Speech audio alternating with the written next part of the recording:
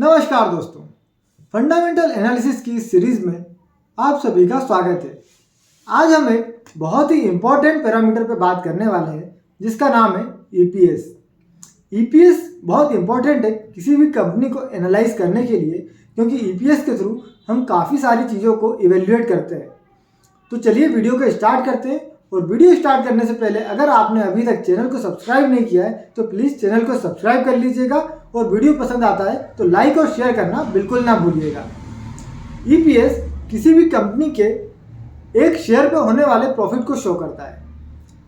अब ईपीएस को निकाला कैसे जाए? तो ईपीएस निकालने के लिए एक बहुत ही सिंपल फॉर्मूला है। किसी भी कंपनी के नेट प्रॉफिट को उसके टोटल नंबर ऑफ शेयर से डिवाइड कर दिया जाता है, तो हमें उस कंपनी का ईपीएस निकल कर आ जाता है। मीन्स पर शेयर पे कंपनी कितना अर्न कर रही है साल भर में। अब ये नेट प्रॉफिट किस तरीके से निकाला जाए? तो कंपनी एनुअल बेसिस पे या क्वार्टर ऑन क्वार्टर बेसिस पे अपनी बैलेंस शीट्स को अपडेट करती है। तो किसी भी कंपनी की बैलेंस शीट को चेक करके आप उसके नेट प्रॉफिट में देख सकते हैं कि कंपनी ने कितना प्रॉफिट अर्न किया है। टोटल नंबर ऑफ शेयर्स किस तरीके से निकाला जाए? तो टोटल नंबर ऑफ शेयर्स निकालना भी बहुत आसान होता है। किसी भी कंपनी के मार्केट कैपिटलाइजेशन को जब आप उसके करंट मार्केट प्राइस से डिवाइड कर देंगे तो आपको टोटल नंबर ऑफ शेयर्स निकल कर आ जाएंगे।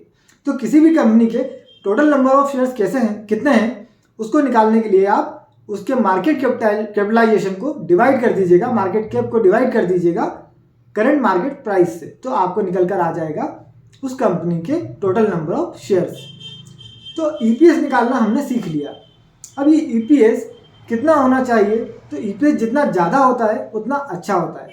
कभी भी आप देखिए किसी भी कंपनी का ईपीएस नेगेटिव नहीं होना चाहिए। नेगेटिव ईपीएस होना in the sense company continuously loss gain कर रही है, कंपनी को प्रॉफिट नहीं हो रहा है। तो अगर कोई बिजनेस लॉस उठा रहा है बार बार, तो ऐसे कंपनियों में कभी भी इन्वेस्ट ना करें। ऐसी ही कंपनी में इन्वेस्ट करें जो हमेशा एक पॉजिटिव ईपीएस के साथ में हो। साथ ही उसके पिछले 4-5 साल से ज़्यादा का भी ईपीएस आप चेक कर सकते हैं। एटलीस्ट 3 से 5 साल का ईपीएस तो आप जरूर चेक करें। अगर पिछले 3 से 5 साल में भी कंपनी अच्छी अर्निंग कर रही है और उसकी earning year on year basis पे इंक्रीज हो रही है, बढ़ रही है, तो ये कंपनी अच्छी हो सकती है आपके इन्वेस्टमेंट के लिए। कंपनी अगर रेगुलर बेसिस पे अर्न कर रही है तो माना जा सकता है कि उसके पास कुछ अच्छे बिजनेस मॉडल्स हैं या कुछ अच्छे प्रोडक्ट हैं जो मार्केट को पसंद आते हैं, लोगों को पसंद आते हैं, और इसके थ्रू ही कंपनी अच्छा बिजनेस रन कर रही है और अच्छा प्रॉफिट कमा रही है।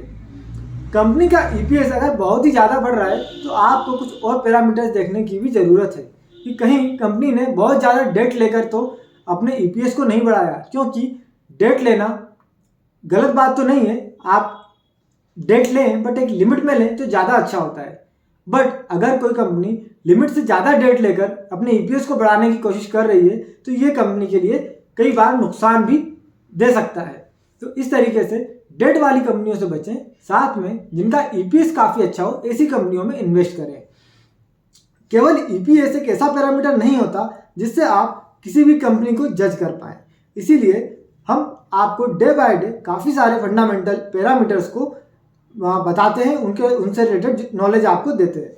तो हमेशा ध्यान रखिएगा किसी भी कंपनी के फंडामेंटल एनालिसिस के लिए काफ़ी सारे पैरामीटर्स को आपको जज करना पड़ेगा, चेक करना पड़ेगा, उसके बाद ही आप एक अच्छा स्टॉक सेलेक्ट कर सकते हैं।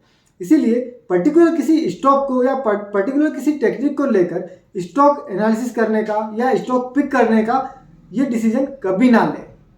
तो आज के वीडियो में हमने देखा कि ईपीएस क्या होता है, ईपीएस कितना इम्पोर्टेंट है किसी भी शेयर को एनालाइज करने के लिए। आपके पोर्टफोलियो में स्टॉक्स है उनका ईपीएस जरूर चेक कीजिएगा कि उनका ईपीएस कितना है, पॉजिटिव है या नेगेटिव है। पिछले 3 या 5 सालों में वो कंपनी कितना अर्न कर रही है, कितना ईपीएस अर्न कर रही है। आजकल ईपीएस को कैलकुलेट करने की ज़रूरत नहीं पड़ती। जनरली ईपीएस आपको रेडीमेड कंडीशन पे मिल जाता है। आप नॉर्मली एनएससी या बीएससी की साइट पे जाकर भी किसी भी कंपनी की प्रेजेंटेशन ओपन कर सकते हैं। वहाँ पे कंपनी की ईपीएस और कुछ फाइनेंशियल रेशोज गिवन होते हैं, आप उनको चेक कर सकते हैं। इसके अलावा भी बहुत सारी वेबसाइट्स हैं जहाँ से आप किसी भी कंपनी का ईपीएस चेक कर सकते हैं। बट जिस भी वेबसाइट को आप यूज़ करते हो ध्यान रखिए कि वो वेबसाइट अपने पैरामीटर्स को, अपने डेटा को रेगुलर बेसिस पे अपडेट करती हो। ऐसा ना हो कि आपको काफ़ी पुराना डेटा उस वेबसाइट से मिल रहा हो और आप उस पुराने डेटा पे ही एनालाइज कर रहे हैं। इसलिए लेटेस्ट डेटा होना बहुत ज़रूरी है। तो आज का ये वीडियो आपको कैसा लगा हमें लाइक करके एंड कमेंट करके ज़रूर बताइएगा। हमारे चैनल को सब्सक्राइब जरूर कर लीजिएगा ताकि आगे आने वाले और भी इम्पोर्टेंट वीडियोस आप तक टाइम पर पहुंचते रहे। Thank you and bye bye. Happy investing.